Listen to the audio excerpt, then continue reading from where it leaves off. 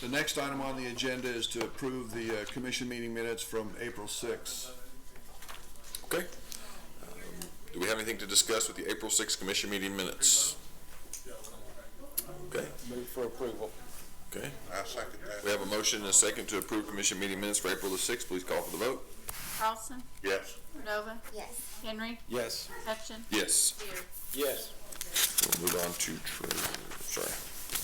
The treasurer's report was provided for information. It's in the meeting packet. Next item is the revenue report for March 2021 from Ms. Roberta Smith, Finance Director Extraordinaire. I don't know about all that, but I'll take it. I know. Roberta. Good morning. Mr. Chairman, Commissioners. Okay. For the March 2021 revenue report, for gross receipts tax, we collected a little over $2 million for the month of March.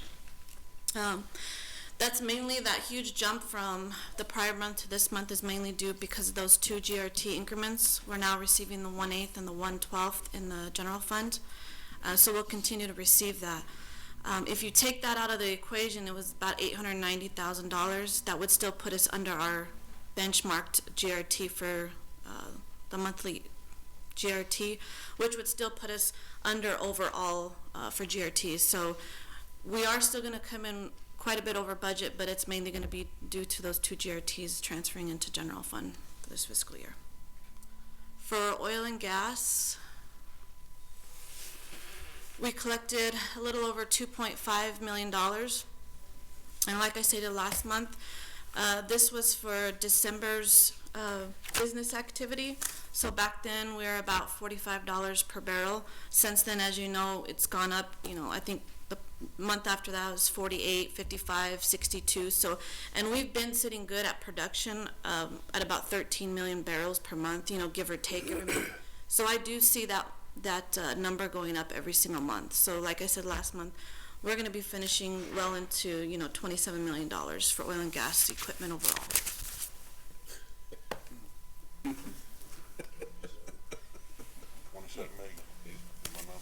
And with that, I will stand for any questions if you have any. Anybody have any questions for finance? No questions. No questions, okay.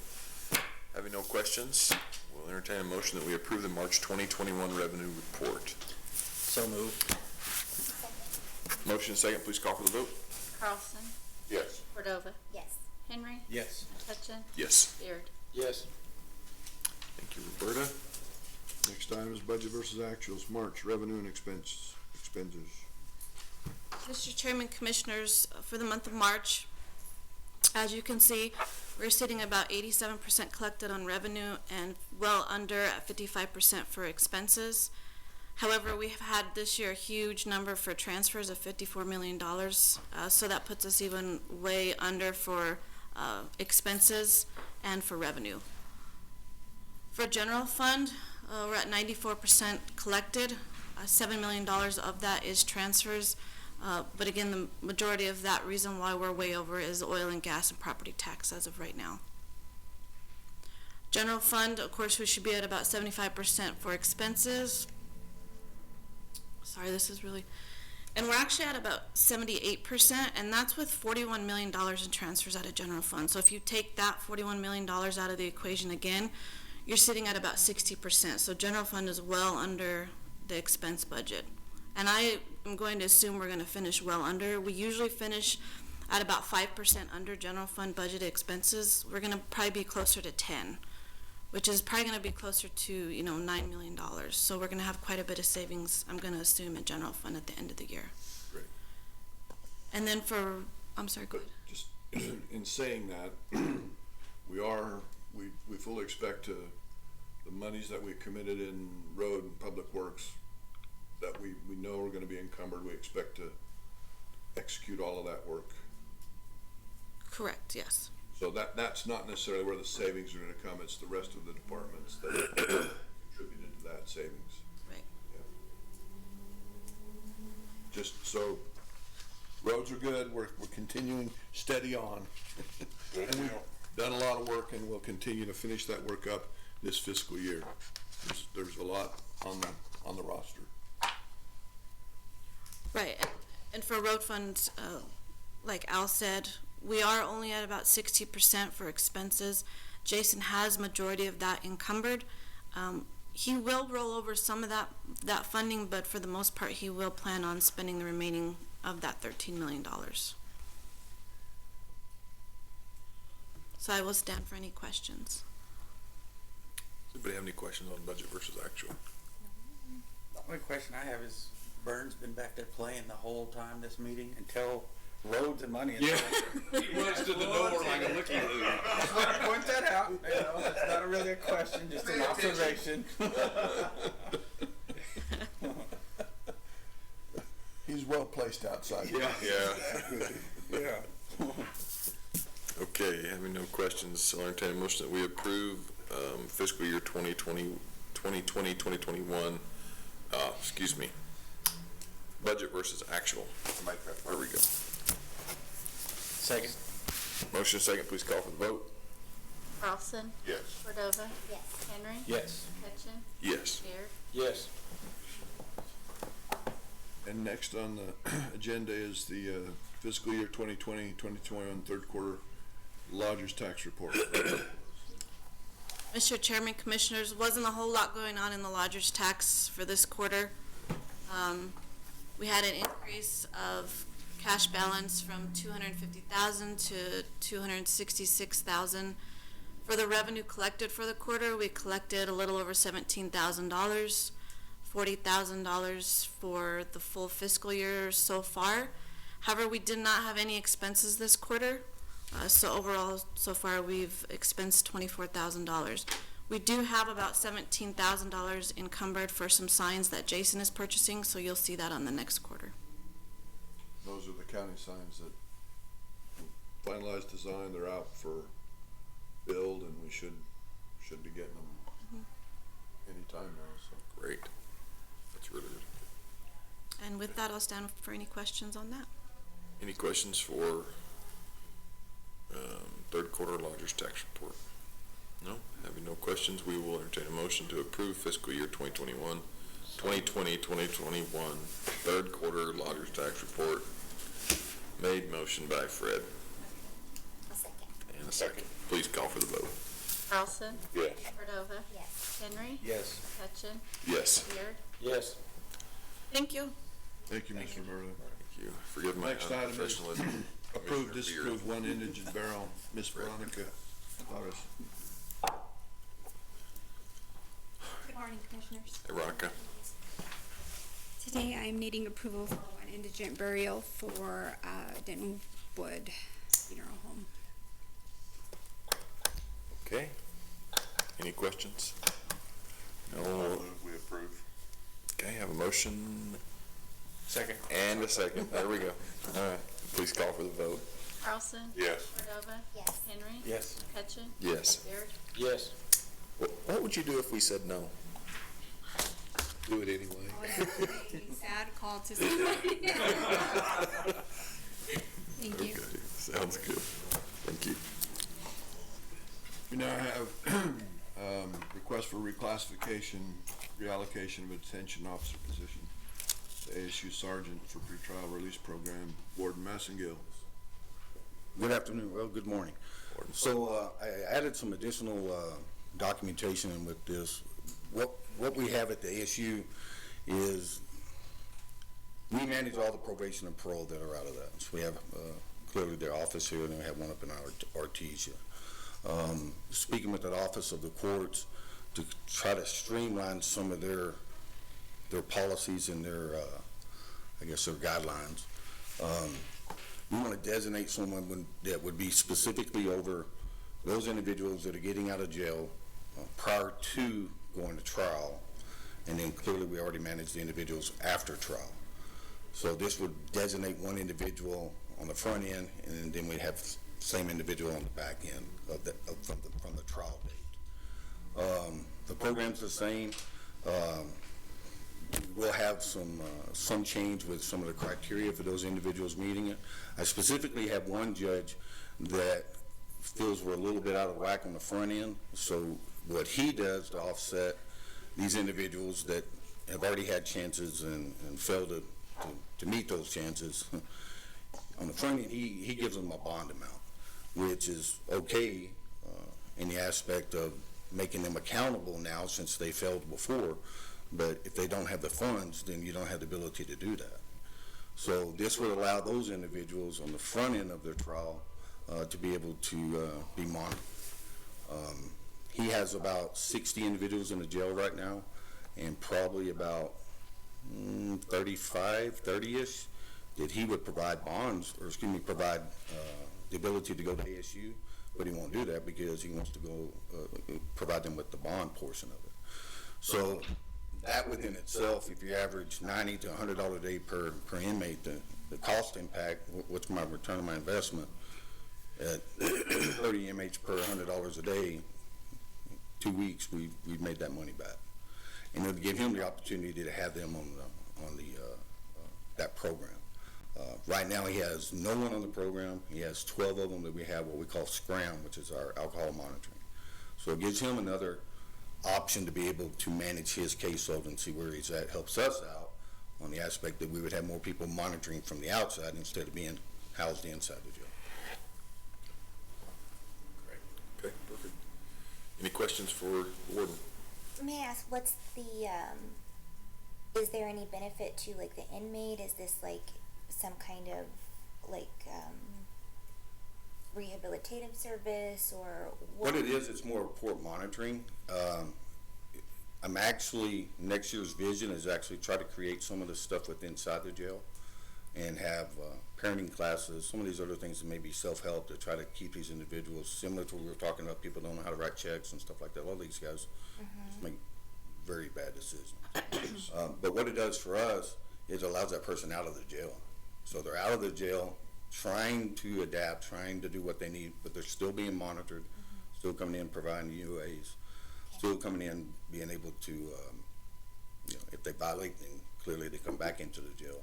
For us, on our expenditure side, we're not taking care of them. They have the opportunity to take care of themselves. perfect? Okay. Thank you. Okay. Any other questions for the warden? Thank you. Questions for the warden? Okay. Thank you, warden. Appreciate it very much. We'll entertain a motion to do a reclassification or reallocation of detention officer position to ASU sergeant for pre-trial release program. So moved. Second? Having a motion and a second, please call for the vote. Carlson? Yes. Cordova? Yes. Henry? Yes. McCutcheon? Yes. Beard? Yes. Thank you, Commissioners. The next item is again from Warden Maskillis, reclassification of a booking supervisor to booking lieutenant for security. So when I moved here, we initially took several detention staff and made them civilians. And what that did for us, it allowed, and whoever vision that was pretty solid, because we don't have a lot of turnover with them. A lot of people want to serve the community, want to come in, but they know their limits. They may not want to be face-to-face with an inmate.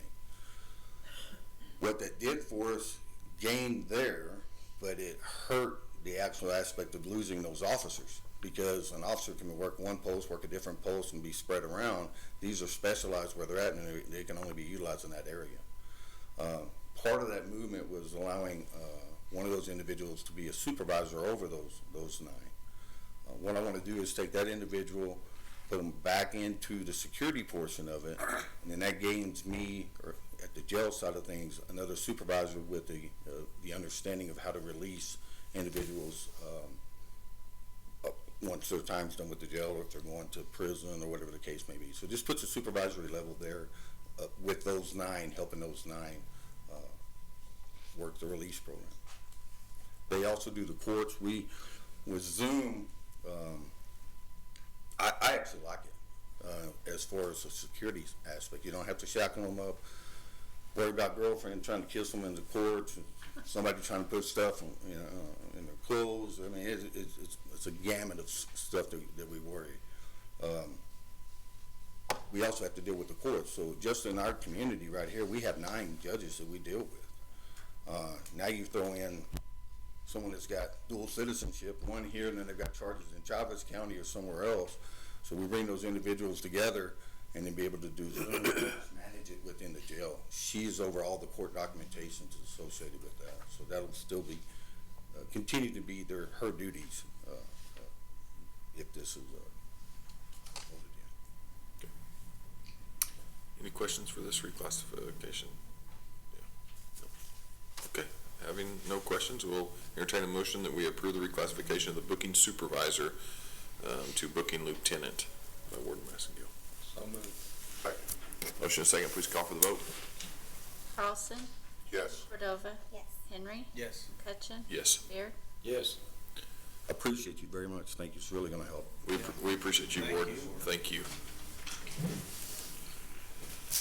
All right. The next item on the agenda is the resolution and agreement consent agenda. I would like to pull the first one, the reorganization, out for further discussion later. Okay, shall we make a motion pulling that and approving well, we just need to make a motion pulling that one, then we'll, okay.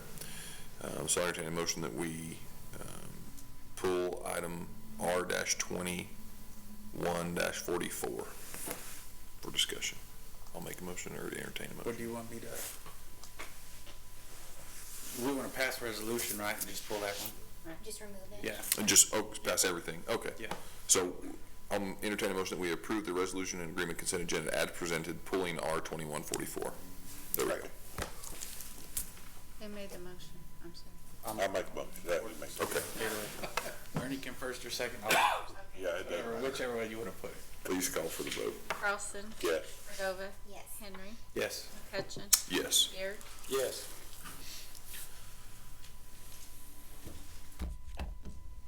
Mr. Chairman, Commissioners, Josh? I will stand for questions. This, So what's your question? I'd just like a little more discussion, and maybe we can assuage Mr. Williams' concerns, particularly on the immunity. I think Catherine answered some of that. I think your concern was that individuals would be liable, and according to Catherine, individuals are not liable. Is that, or is that not correct? So when you read the Senate bill, and I've consulted with Cass and we've talked with Joy,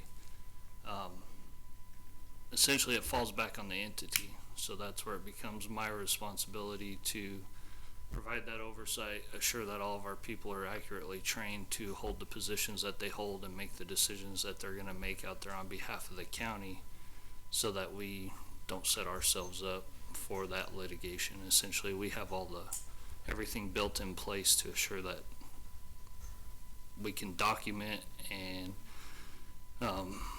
basically just like the sheriff, he's gotta send his guys to an academy. We need to be doing the same thing to assure that these firefighters that are out there are qualified to make those decisions when they have to be made. So the county is the liable entity? Right. Yeah. Prior, Individuals. We're the money.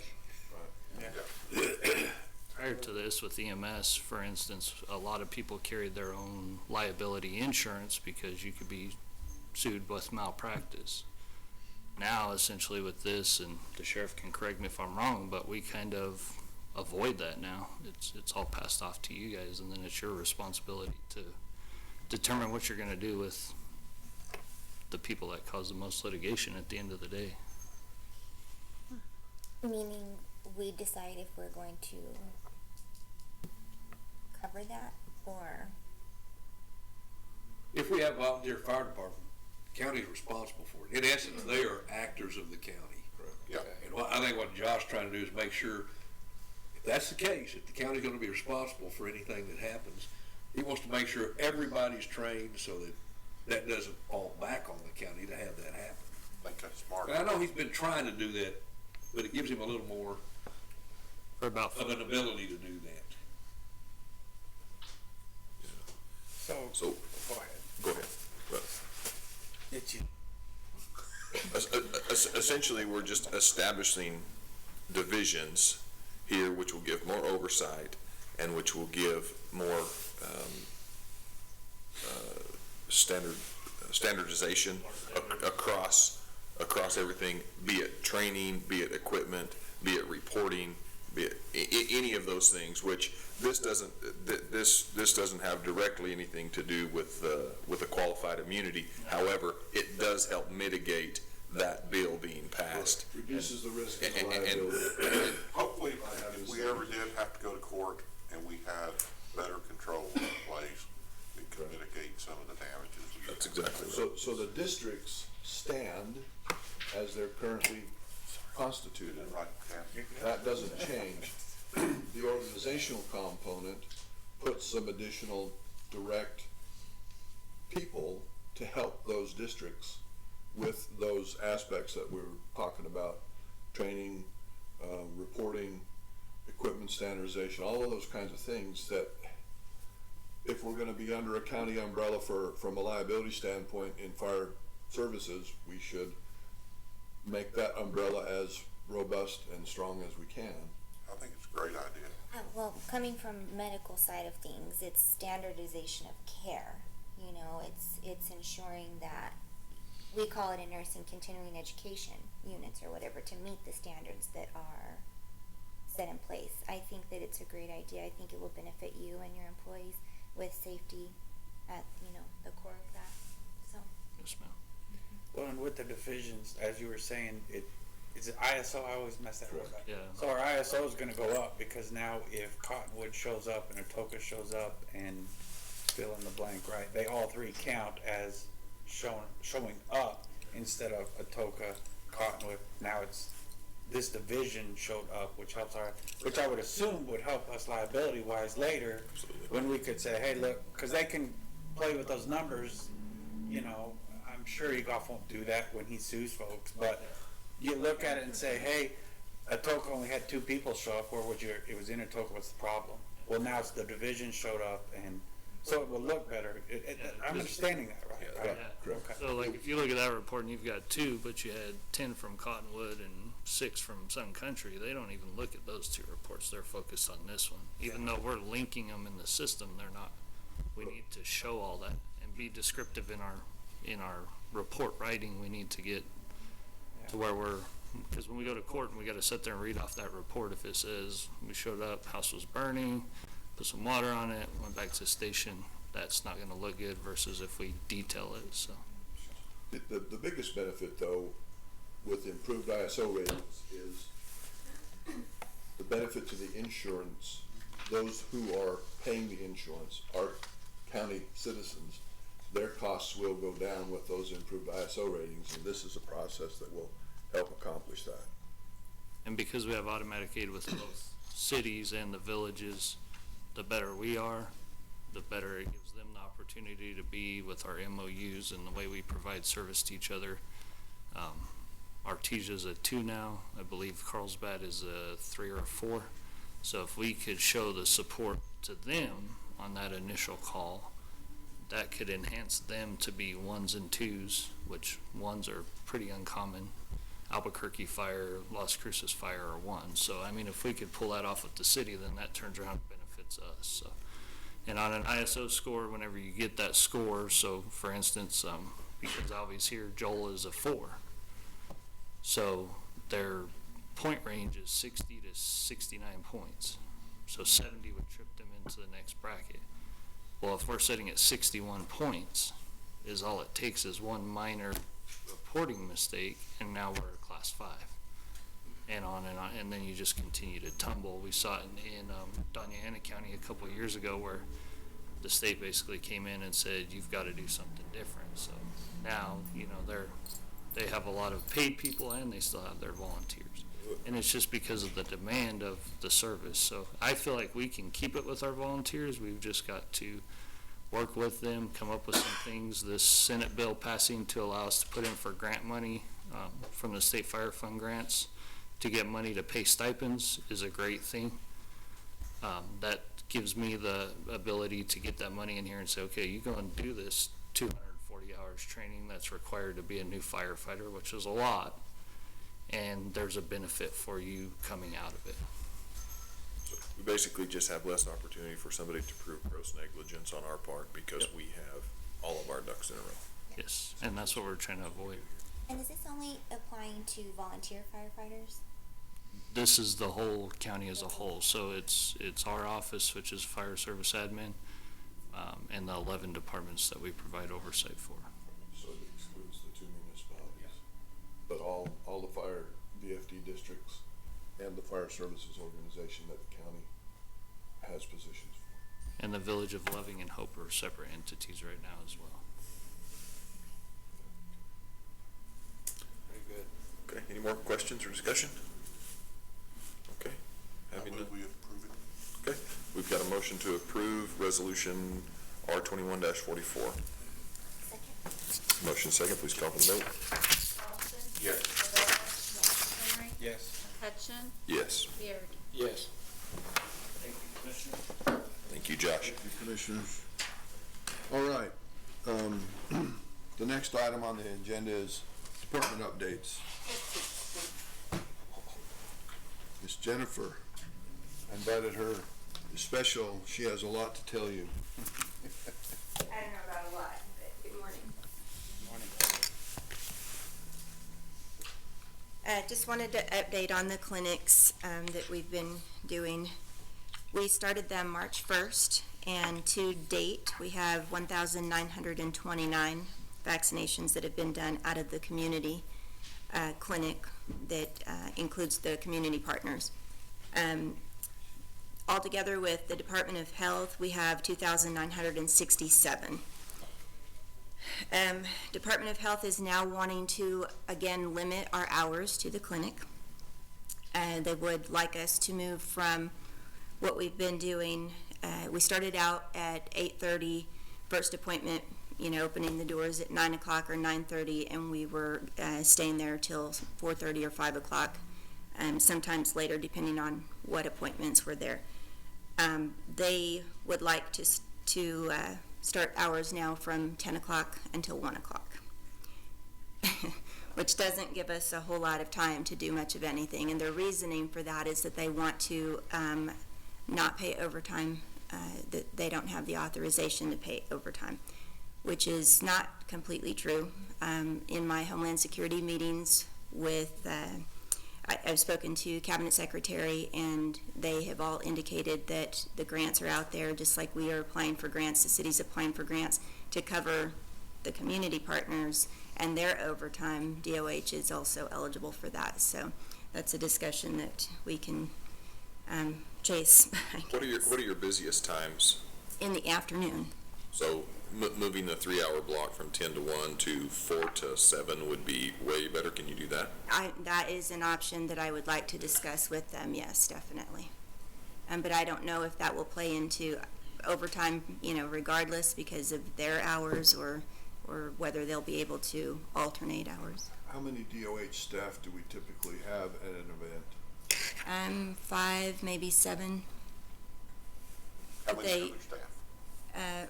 Gosh, there's a total of 50 probably on So any. we have 50 people, would we limit our hours for 5 or 6? I'm sorry, say that again. He was offering wisdom in a Somewhat facetious manner. His comment was, we have 50 people working and DOH wants us to change it for a handful. Yeah.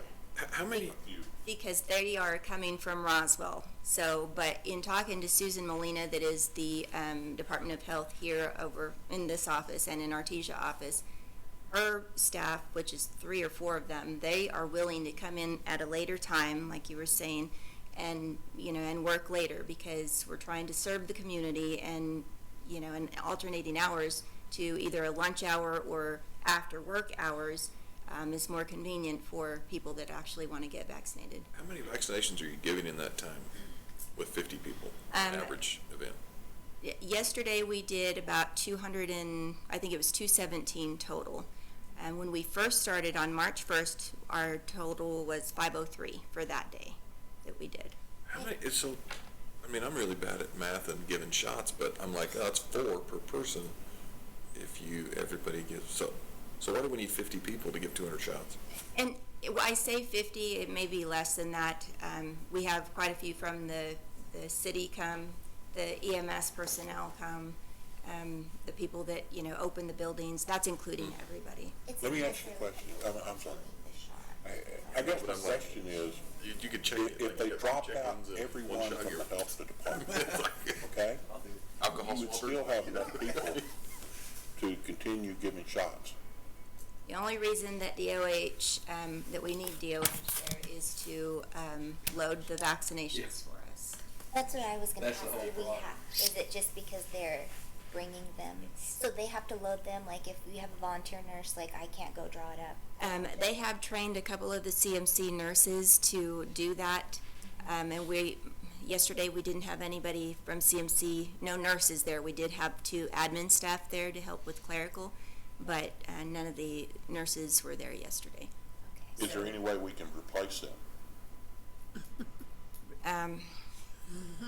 It would take CMC, it would take a provider coming forth and saying they're willing to order the vaccinations for us. Our numbers are going down because people are, a lot of them have been vaccinated. Right. So that's a given. But I'd like to continue the clinic maybe, later in the day. But 10 to 1, that just limits our hour. That hour just doesn't. Don't you love how we just solve all your problems? Like, you just show up and we're just like, this is the stupidest thing we're ever doing. Why don't we do it So like? one of the challenges is uptake, getting the community to get the appointment.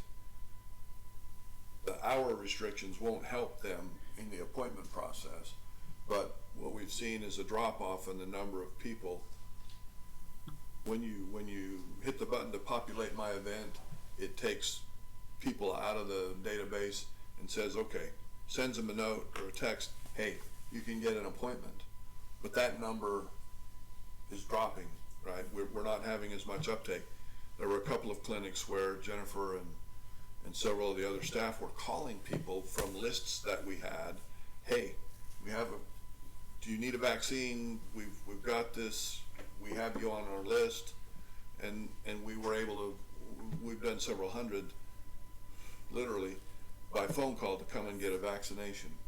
So our ability to attract people to be vaccinated has been a struggle.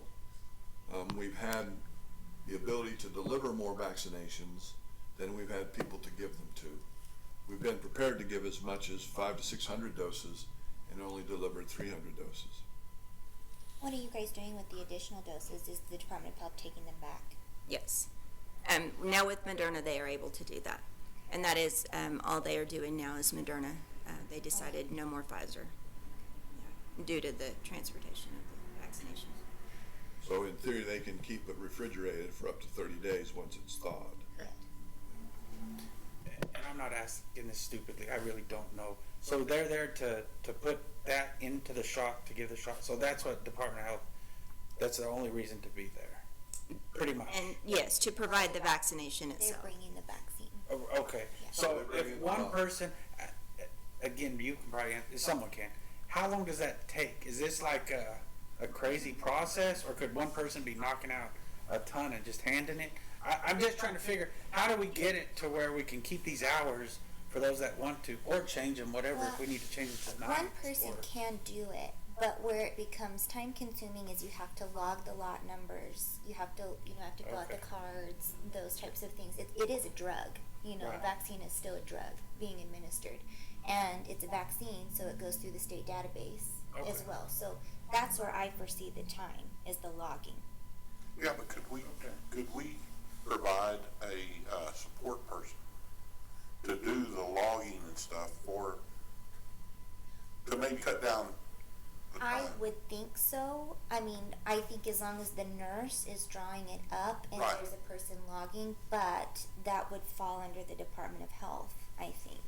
Because they are the ones ordering. They're the provider. They're the provider. And it sounds like they're willing to work around, but just getting the extra hours approved or hours that are reasonable for everybody is what the difficult. So we have somebody who's above there who is just dropping the ball, really. I mean, we've got the people, we can get it done, it's not a big deal, but we just need to be able to do it in the hours 3 hours a day. Give me a break that. Well, let me ask you this question. could we talk to them about splitting, you know, if they provide 6 people, and it sounds like that 3 people could draw all the doses that we're using.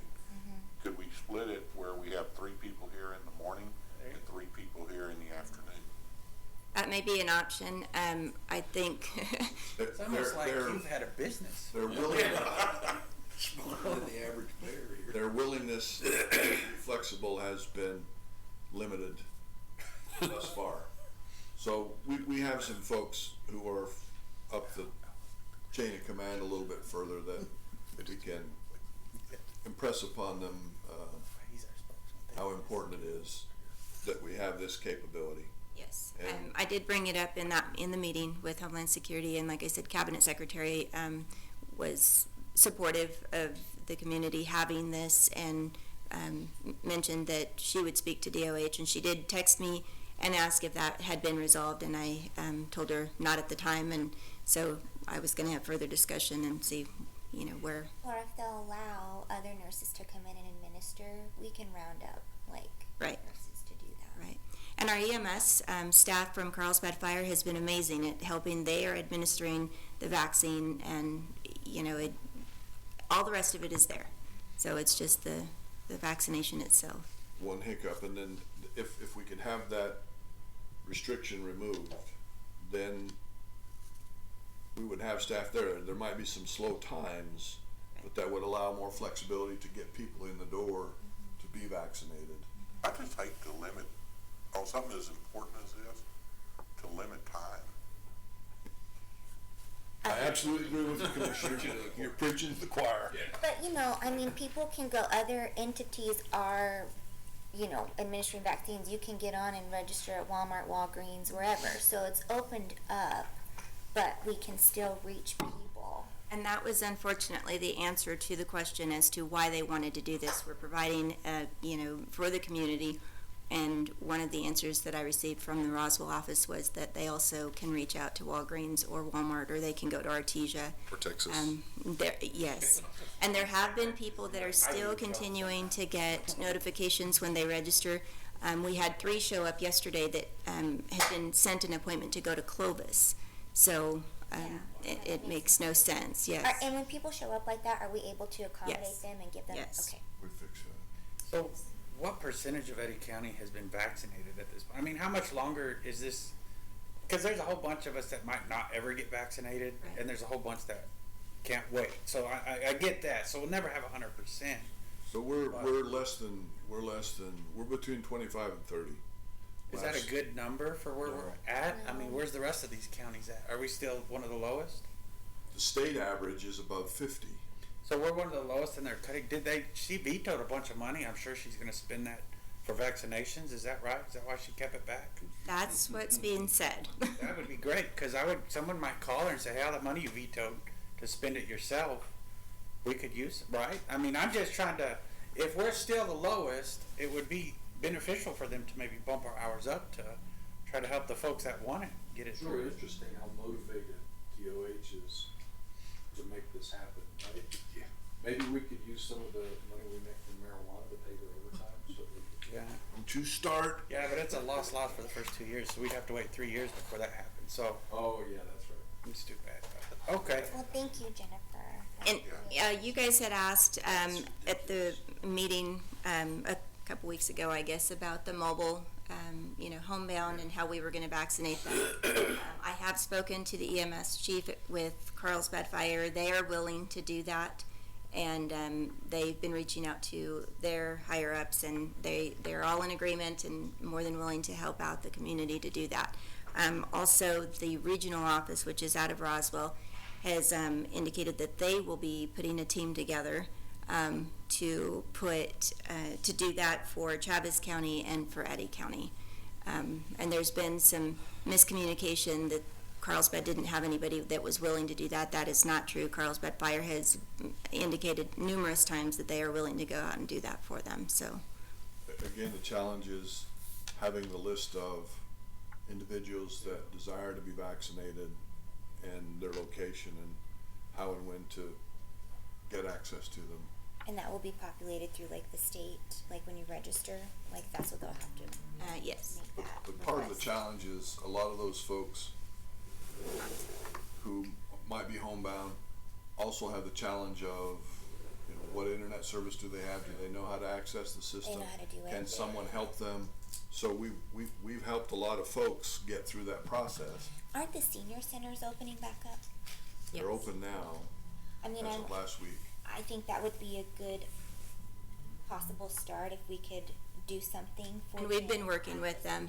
centers. We have been working with the senior centers, and there's not a whole lot of them that want to get the vaccination, but the ones that have, we've made arrangements either to, have them come, either transit takes them, picks them up, and brings them out to the clinic, and they get vaccinated. And there's, if there's anybody that doesn't want to get on the computer, I mean, we get on for them and do it over the phone or help them however we can to get them. If they actually want the vaccination, we find a way to get it done.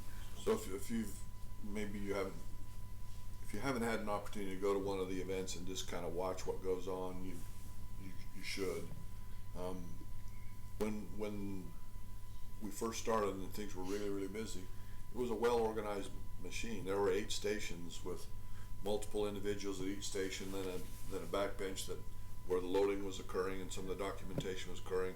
And there was a section where folks were calling, checking appointments, verifying all those things, and then you had staff watching for adverse reactions before turning them loose. So I mean, it's not just to come get your shot and out the door. There's a lot that goes on.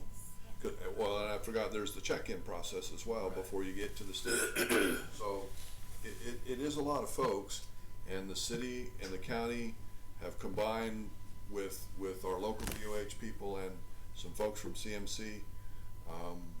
But it's a journey. We've How is it advertised, do you mind me asking? Like, is it in the paper, on the radio, on Facebook? We've tried anything and everything. Because I haven't seen anything. I know because I work here. Right. And I've gotten emails, but to let just John Q. Public know that every Monday we're giving vaccination, and it's open to anybody 16 and older. I have posted it on my Facebook, and it's been shared by quite a few different It's on the county website. It's shown up in the Chamber of Commerce. City of Carlsbad. Carlsbad. I mean, short of a regular radio spot or a news advert, we haven't done those, but we That's can. all I can do. We can. Well, because I guess that's why my question of what percentage of the county is vaccinated, because if you said you started at 500, and now you said 200 and something was left. 17 yesterday. So that's a 300 person drop off. I'm just curious why. Is it because we were getting close? They're expensive, but I don't know. can use logic. It seems like there is less people signing up to actually get it. I mean, either they've already been or they decided they're just not going to do it. So maybe we've hit a point where that might be what Eddy County is going to vaccinate. Is that maybe Could be, yes. a closer Yeah, thought? I tried that for a while. I think most people, if they want it, they're seeking it out. Right. I mean, And probably already have. Sounds Yeah, like probably anybody yeah, that wants yeah. it, it's certainly available somewhere. Yes. I mean, you don't. So I wonder what our realistic number is going to be. Yeah, that's Right. the only data we have is what comes through the state system, and that's unfortunately the number that, in theory, those other venues are supposed to follow the same registration and reporting process, but The NIMSs. Yeah. doesn't always make its way back to the database. Yeah, every vaccine should be logged in that system. Is it done nationally? Like those that are going to Texas should show up in New Mexico? I don't know about that. See, I think so. 'Cause I they don't were think so. asking if you've been vaccinated in Texas, please let us know. So I don't know how that. I'd heard that. I don't know if that's true. I mean, your provider can go in and log that information manually, but I don't think that it would cross-reference to New Mexico. It would only be through. I don't think NIMSA shows up in the DOH data. No. Those two don't talk to. It's off of the portal. I wanted to thank you guys for the support that you've given, and also to the community partners and the employees. They've all been amazing at showing up and, taking hours away from their normal jobs to show up and help. So, aside from the vaccination, we did have the apartment fire on the 12th of April. Red Cross came down. 8 families received Red Cross EFT, electronic funds transfers. And then the community has just been, I can't say enough about all the people that have stepped up to help the families get back on their feet, and donations and clothing and everything else that they've. But I wanted to thank Alan, Mr. Davis, and Wes for allowing me to steal Veronica for the day, and Veronica was great at helping with the evacuation center, checking people in and getting them taken care of. So, and the schools, Kevin Dillon helped us. You know, he opened up the schools to us, and then the school cafeteria made breakfast to little bags for the people that were coming to the evacuation center. So that was great. But any questions or? I think we're. Thank you. Just thank you for everything. Okay. Thanks. Keep it up. Thank you very much. Other department updates? Mr. Brian?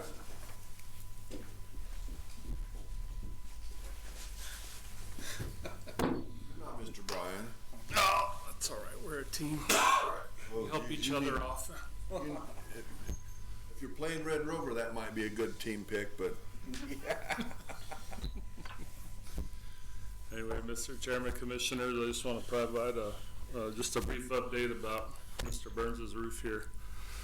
The insurers had drawings and specifications for that roof to assist him in getting his 3 quotes or whatever, how many quotes they need to review and make a determination.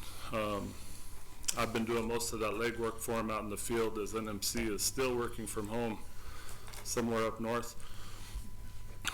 But we have had some local interest from some local roofers, and I believe that's going to benefit the county well. And more or less the reason for us wanting the insurer to do it versus us is we get to avoid formal procurements and wage rate determinations and things of this matter that only add to cost of construction. So I'll stand for some questions for that if you have any. All right. Questions? Appreciate everything y'all do. Yeah, trying to get it figured out. I don't know. I'm getting tired of hearing, because of COVID. But literally, that's every vendor I speak with these days. That's why is it taking so long to get here? Because it's just the universal excuse now. So, Does Jason tear more up than the other directors? It balances out with the productivity of the department. Okay, I just when you're getting stuff done, you tear stuff up, right? And you're using it more. Is that what it is? I don't think that's a definitive perspective. I think that's like a COVID excuse. I think that's a very valid. We have departments get a lot of stuff done, don't tear nothing up. Just saying. Mr. Chairman, Commissioners, we were approached by the City of Carlsbad to partner and support them in their household hazardous waste event this year. We've always supported them in this in years past, and we'll support them again this year, and we've told them we'd partner with them on that, so we just wanted y'all to know that we are participating in that and supporting them in that. When is that gonna be? Do what, ma'am? When is that gonna be? That's gonna be on May 15th is when they said that'll be out at the park. Down at the beach area. And they're supposed to be advertising that and letting everyone know. Real quick on roads, we've got several roads going on that we're gonna be, as Roberta kind of reported, we're gonna be, through the end of the year, it's gonna be a mad dash. We're out on End of the fiscal year. End of the fiscal year, yes, sir. We're out on Illinois camp right now. We're kind of, the Mother Nature can't seem to make up her mind if she wants to be hot or cold. So we're kind of waiting on a little warmer weather to start really going on our chip. We're prepping shoulders and ad priming. We're out on Old Cavern Highway right now, reclaiming that one, going down. Our guys are out on Black River Village, Twin Wells. So we're all over. We've got a lot going on. We're going to get a lot done for the end of the fiscal year. So, any questions on anything we got going on? Any questions? Appreciate y'all. Yes, sir. Thank you. Thank you, Brian. Thank you, Burns. Mr. Hooper.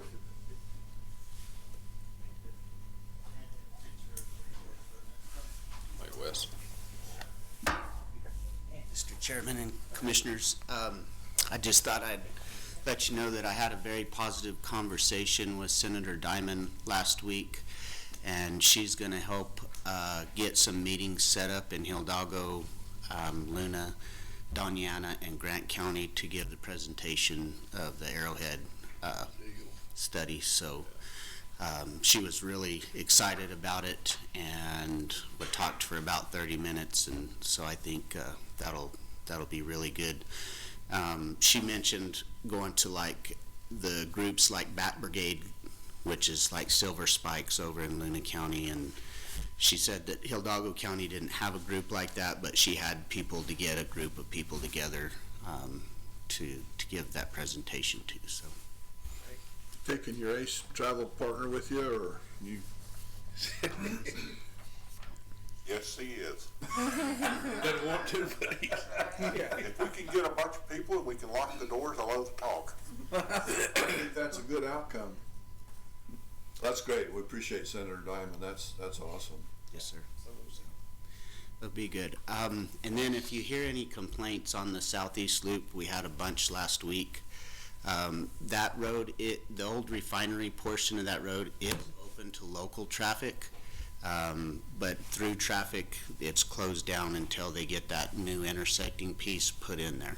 So emergency personnel, local traffic can get through there, and Constructors is working really hard on keeping that passable so that they can get big trucks and all that kind of stuff through there. So, okay. Wait, one minute. What's today? The 20th. And what happened today? Some years ago. Oh. Oh. 46 years ago? Thereabouts. Happy birthday, sir. Thank you. Oh, happy birthday. Birthday, Wes. All right. 46 years ago? 46. Dang. Young It's a man. baby. A baby. Thanks, Wes.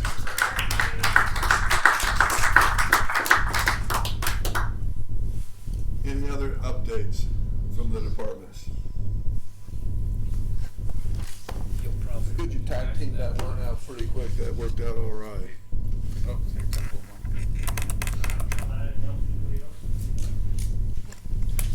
Ernie. Mr. Chairman, Commissioners, so I just have a couple of things.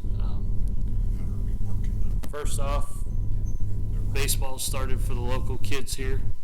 I got rounded into coaching, so it'll be fun. They're all excited to be back out there, so it's good to see the kids getting to be active again and have that interaction. Second thing, I want to thank the Carlsbad Municipal Schools and the Carlsbad Community Foundation. My daughter was awarded the Michael Wilcox Memorial Scholarship last night, so pretty good honor for her. Pretty proud. Now into some of our news. The State Fire Marshal's Office was here for the last 2 weeks. They did all their inspections. They found 4 facilities that are being claimed as main stations that actually only qualify as substations. So what that means for us is a reduction in funding. Atoka Station 2, La Herda Station 1, Otis Station 2, and Joel Station 4. So I think we pretty much covered everybody's districts. We're looking at a total possible cut of $254,674. We're working with the State Fire Marshal's Office because these were approved as main stations to keep them as such. Brian and I have come up with some alternative plans because what we're missing is the meeting room and the office space. Everything else we're in compliance with. It's just we used to pull the trucks out to conduct the meetings. They're trying to get us away from doing that and actually have meeting rooms. So we're looking at some portable buildings because that's quite a bit of money over time to lose. So I think we're going to be able to come to an agreement or a solution to make that not happen. The apartment fire that Jen mentioned earlier. State Fire Marshal. You had a discussion with State Fire Marshal about the program and plan that. Yes. And they were supportive, Oh, yeah, it's, aligned with yeah. their actual expectations and perspective. Yeah, and it's been happening for years. Santa Fe County was, I think, the first one in 1997, and it's just progressed on. Before that was even Bernalillo County, but now they're all paid. They have no volunteer. But Santa Fe County, San Juan County, McKinley County is now doing it. Doña Ana County, Sandoval County. There's quite a few more that are actually looking at going this direction just to.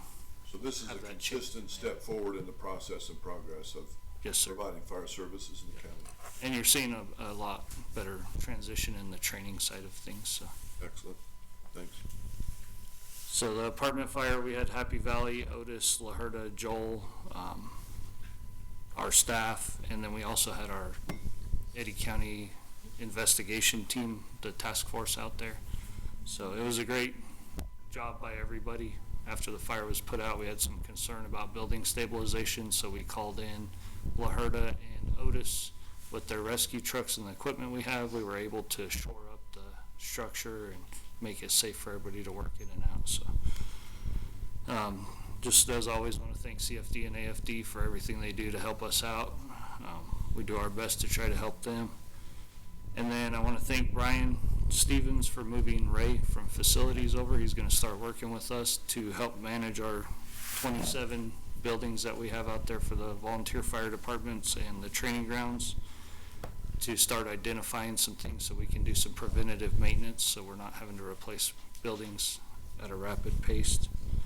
And then thank my staff and the State Fire Marshal's office for the last 2 weeks. It went really good. It was good to have him out here, and he got to see what we have, and he was very impressed. And like I said, these minor little hiccups are stuff that we can come to an agreement and get fixed. So if anybody has any questions or concerns about it, or we need to go out and look at these facilities so I can show you, don't hesitate to give me a call or an email. We'll set up a time. Appreciate y'all. Thank you, Josh. Thanks, Josh. You guys have been busy, thank you. All right. Any other department updates? Once, twice, done. Travel and consent agenda. We have no prior, we have one future travel. Okay, I'll entertain a motion that we approve the travel request consent agenda as presented. I'll make that motion. Second. Motion is second, please call for the vote. Carlson? Yes. Cordova? Yes. Henry? Yes. Hutchins? Yes. Beard? Yes. Thank you. We don't have any emergency business. We've heard from one of our legislators, elected officials.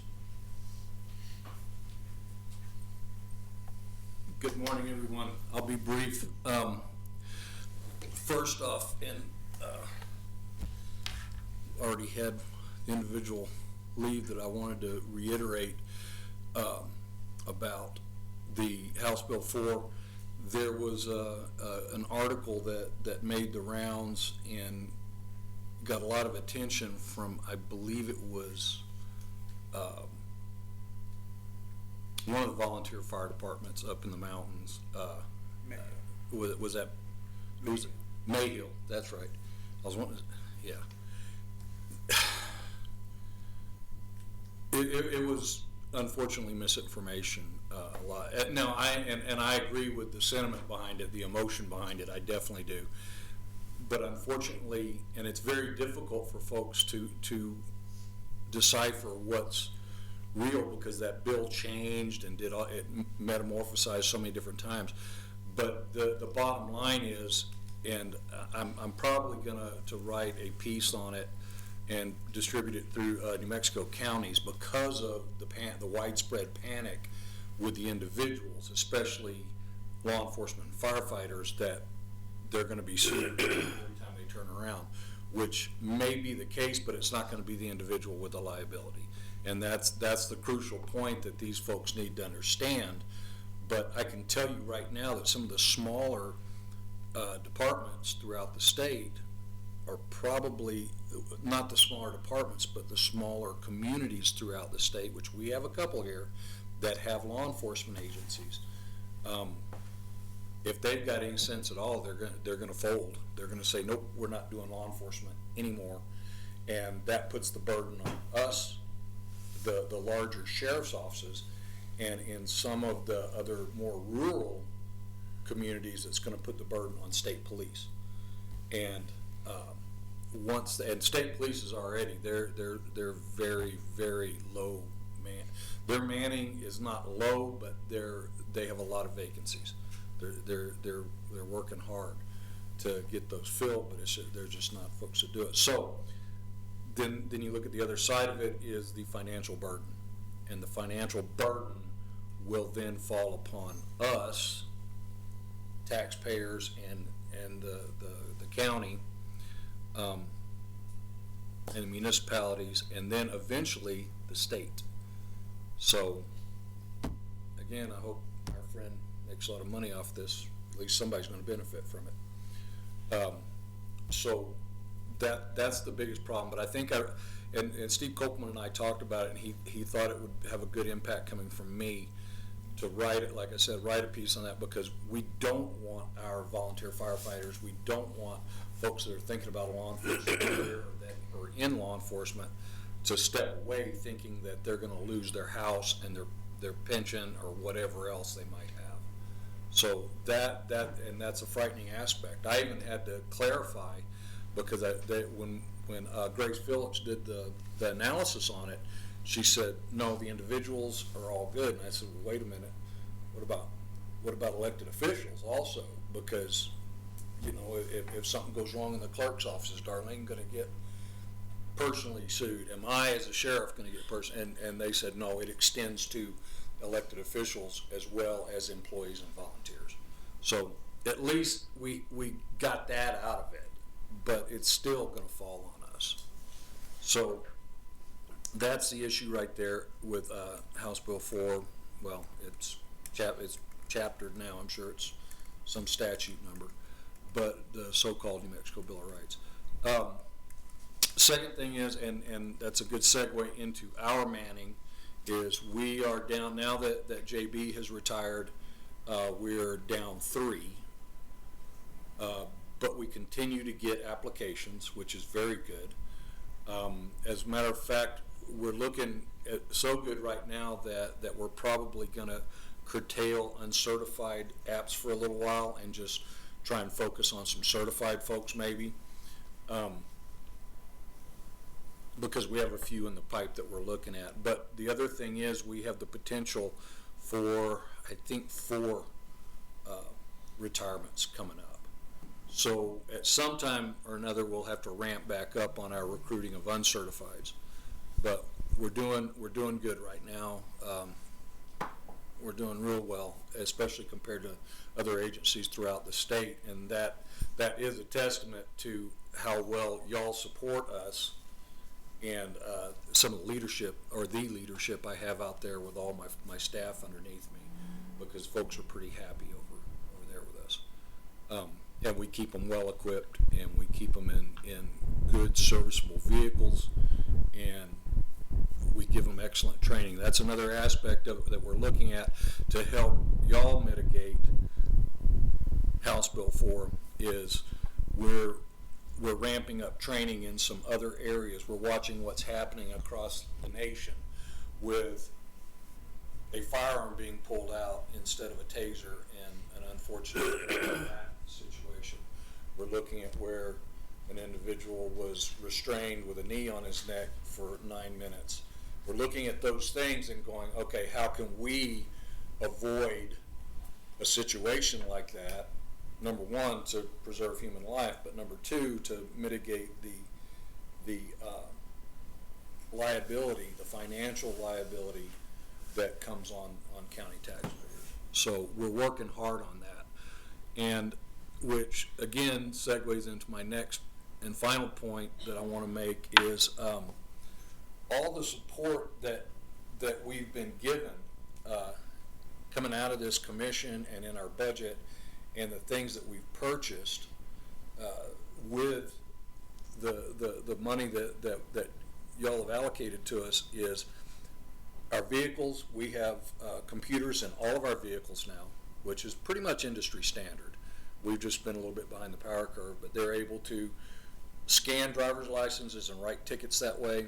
The deputies are able to do a lot of work on their computers out in the field. They're not in the office that much anymore, because they used to have to come to the office to type out their reports. They do it out in the field now. And they're running their own driver's licenses, which is really helping out with Rita, cutting their load down a little bit. So we have that. We have the Pharaoh, which you just approved for me to do some money transfers and purchase, the 3D crime scene scanner. We have that. It came in yesterday. It was quick. Boy, they were happy to get it to us, and we're happy to have it. And then the other thing is our simulator, our use of force simulator, which is state of the art. There's not many people in New Mexico that have one like that. And what we're doing is we are bringing our folks in. We've already run all of our people through it twice already with multiple scenarios. And what we're going to start doing is when they're out in the field, if it's a little bit of a low time, we're going to get a hold of the supervisor on duty and say, hey, who can you spare for a minute? We're going to bring them in, have them download their weapons, and run them through a scenario. There's nothing more realistic than that right there. So those three things are, I think, are going to be crucial to our training and mitigating our liability. If something does go wrong, which it's a very volatile job profession that we're in, and something will go wrong. We know it will. But we can, when the time comes, say, no, here's what we've done to mitigate that. Here's what we've done to try and avoid that.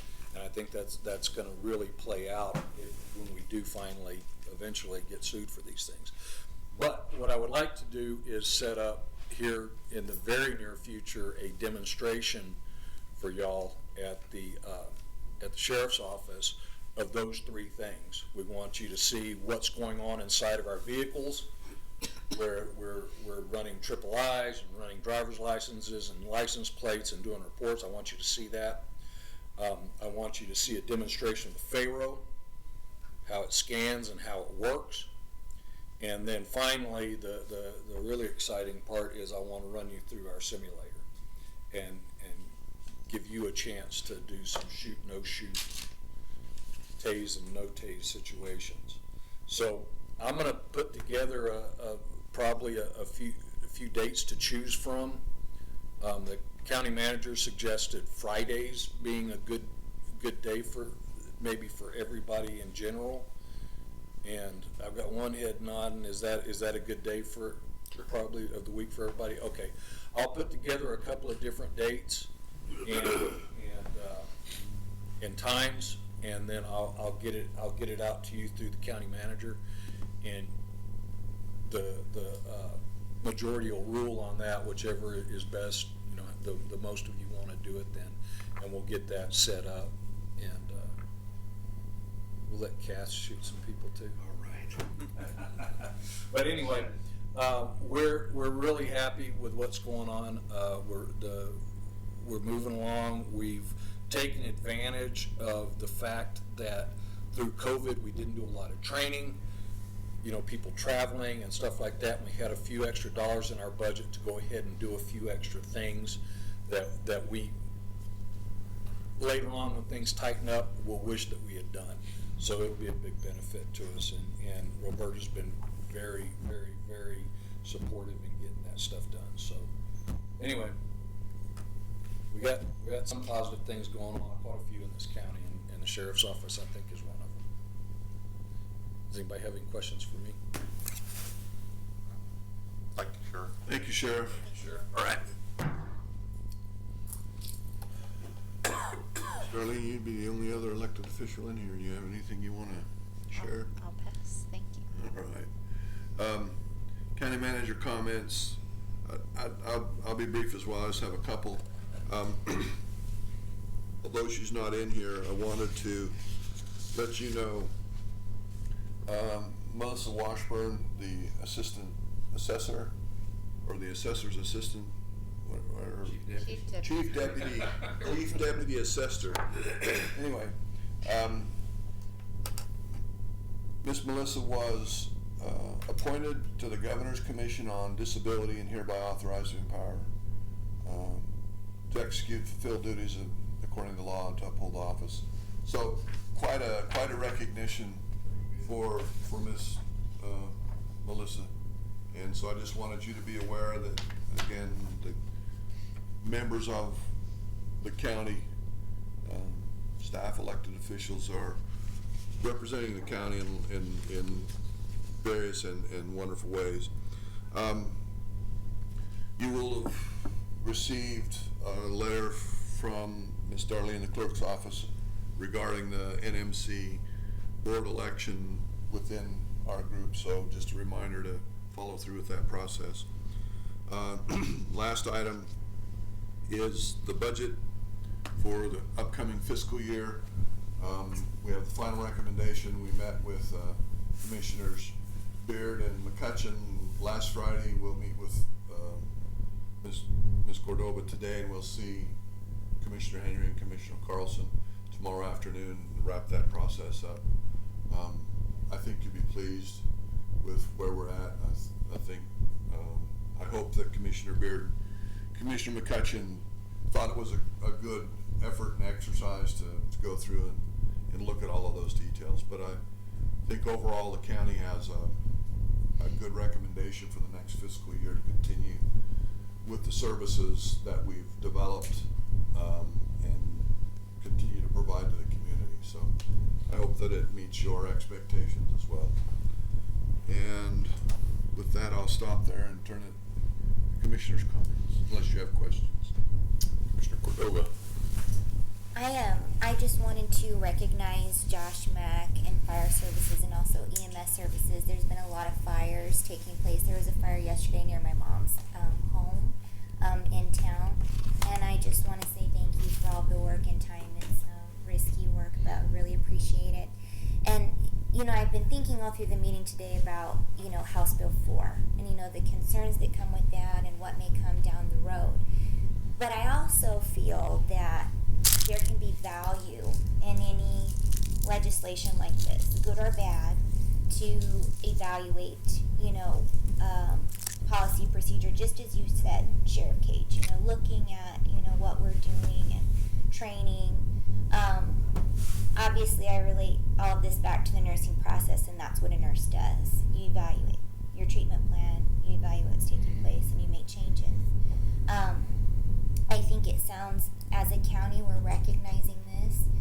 We're doing our part to readjust policy and procedure to reinforce safety among employees and the public, and I appreciate that. So I think that we can do our part to make positive change on something like this. So I just want to say thank you. I'll keep mine very short.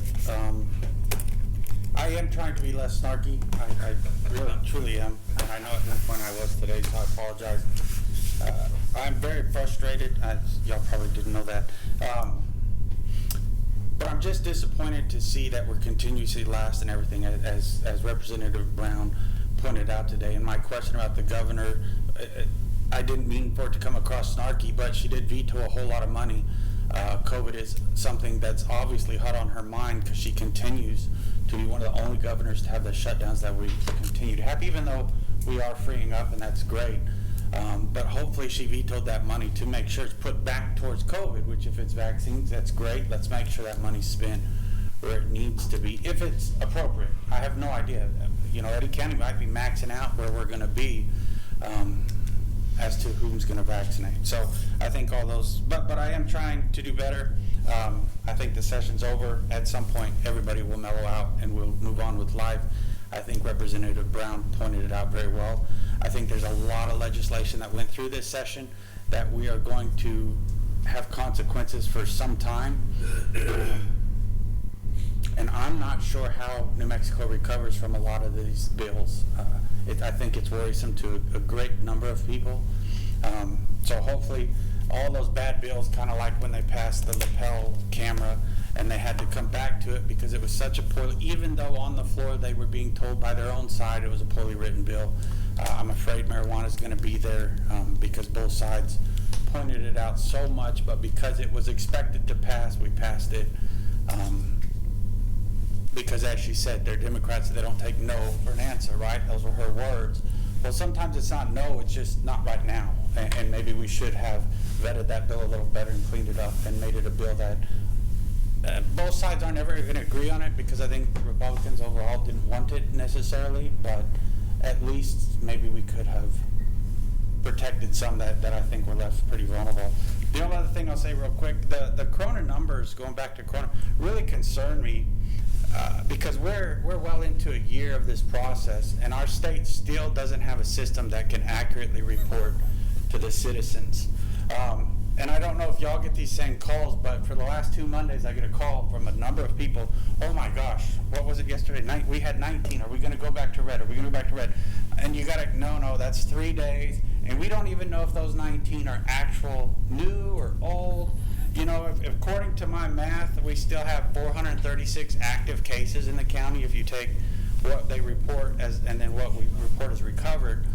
Well, in Texas, and I know I compared a lot to Texas, but Texas has been open for quite some time. Businesses are very successful over there, and folks are getting back to normal. Kids are in school. Athletes are getting to participate fully, which obviously, as you all know, is very important to me to have these kids in their sports, in their extracurricular activities, and learning something. I think they learn a lot out of those.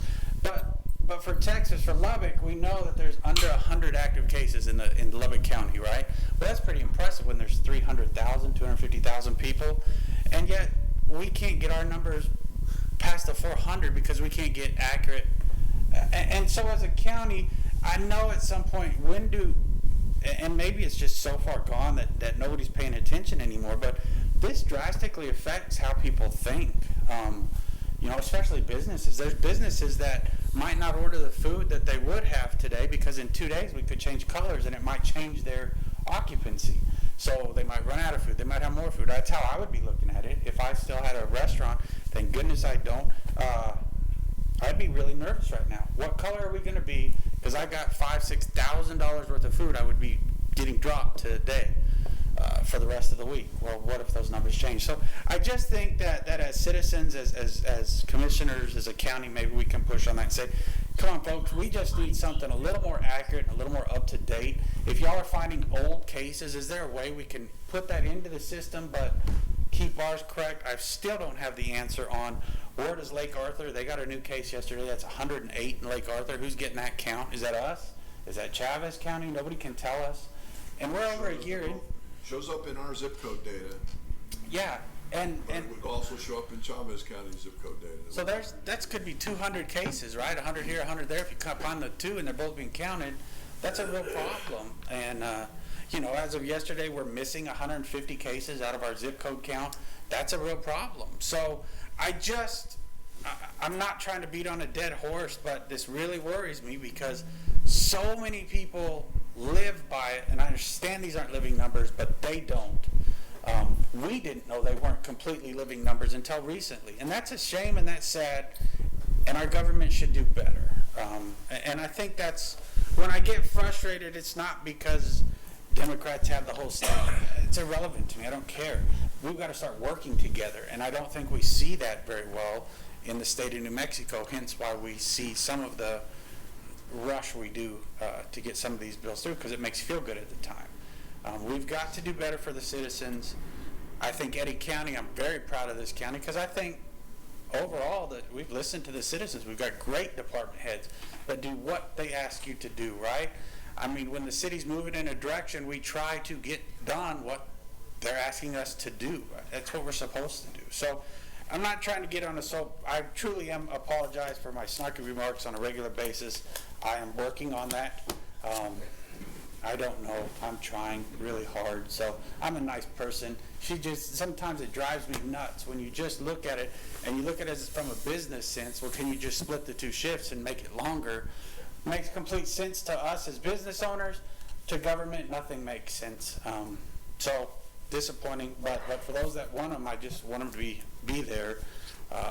And if we're going to hold these numbers so high, then let's make sure they're accurate and people can look at it accurate. I mean, come on, a year and a half and we can't, would it be okay if Mr. Massengale, if you just lost 150 inmates tomorrow and be like, oh, I don't know. So, no, it wouldn't be. We wouldn't accept that. We wouldn't accept a lot of things like that. It would be, yeah, it just wouldn't be okay. And we're okay with it here, and I'm just not. I mean, give us what we need to know so we can make the right decisions as a governing body that we're going in the right direction, wrong directions. What are we doing? Well, we don't know because we don't have accurate information, and they won't even talk to us to give us accurate information. So we can do better, but I'm sure proud of Eddy County. Thank y'all to everything you do because I think we're crushing it. I think people should come ask us to write a budget for the state because Roberta would get them in line like tomorrow. So that's all I have. Thank you. Mr. Cross. I just want to congratulate the soccer team for winning state. I thought that we did great. I just wanted to highlight, that. That's all I have. Thanks, Mr. Cross. Commissioner Beard. I'd just like to say I very much appreciate your monologues. I wish I could say some of the same stuff, but I'd get so very political that you'd probably throw me out of here. I went to a meeting with Rod Adair, who's a political genius. Ernie was there. We really don't have a chance until the numbers change in Santa Fe. Get to the table. We don't even, don't even have a seat at the table. They don't need us. We don't have enough votes to oppose anything. They control all three branches of the government in big numbers in both the House and the Senate, and they're going to do what they want to, and it's also going to be reflected when the chips fall where they may on redistricting. They can make all the nice they want to with this new commission, and when it comes right down to it, Egoff is going to redistrict how he wants to redistrict, and that comes from winning elections. And until we win some elections, it's not going to change. So I'll quit there before I take too much. I appreciate John and Fred's snarky comments. So Pretty encouraging though. I'm encouraging. I think that's great for discussion and comical relief as well. So a couple little things. We've got a tremendous border crisis going on. Obviously, if anybody's listened to me at all, you know exactly where I'm at on that. That's completely was avoidable, but we do have a lot of children that are suffering down there, and that's a pretty big problem due to the decisions of political leaders and other things. They're just innocent bystanders there. On May the 2nd, our church is going to have a special day of fasting and prayer for the border crisis and also for rain. We've been an extremely long time without rain, and so I'd like to invite anybody to fast and pray that day, Sunday, May the 2nd, if you would. But so that's all I've got, I think, for today. Thank you, Mr. Chairman. Next item on the agenda is executive session, and we don't have any business there today, so there's just agenda item 18. I'll make that motion. I'll second. Motion and a second. Please call for the vote, Darlene. Carlson, Yes. Cordova, Yes. Henry, Yes. Hutchin, Yes. here. Yes. Thank you, Commission, for your efforts and support today. Radio tomorrow. You want to do that? Well, should have been with me. Split. It's up. Yeah, I can